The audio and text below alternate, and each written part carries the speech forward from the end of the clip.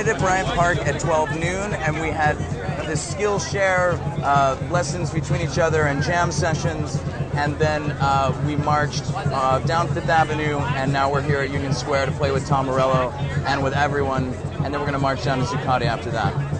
I'm here with students from the CUNY Graduate Center. Most of us are pursuing advanced degrees and also teach at the colleges of CUNY. And we're here, among other reasons, to protest cuts made to public education, the privatization of public education, and all the things that go with it. Workers' rights are human rights, and we're not asking to live rich like corporate America.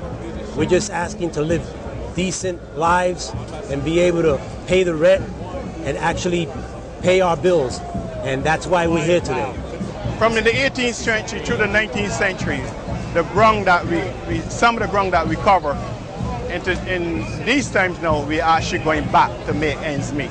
So it's very important for Local 100 to come out as one of the leading labor unions of the United States of America to show strength and support.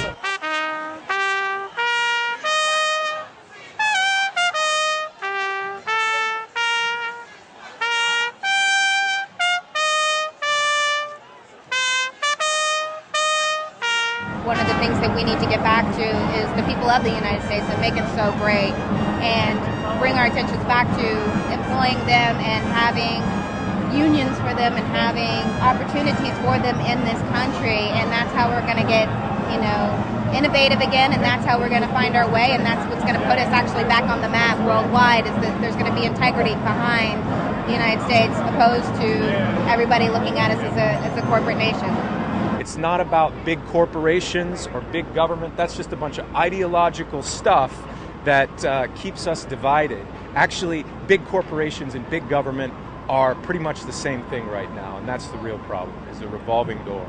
Clearly concerned about the outsized influence of corporate lobbies in the political process, the total imbrication of government and the big banks in particular.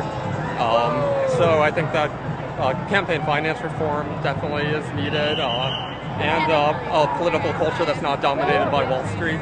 And I think this is the best hope for that, to put pressure on both parties. I didn't have a specific group that I was marching with, just hanging out with friends.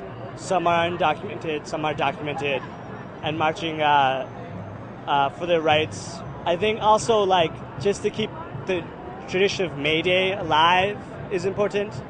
We didn't, for instance, we didn't have the 5-day work week, for years.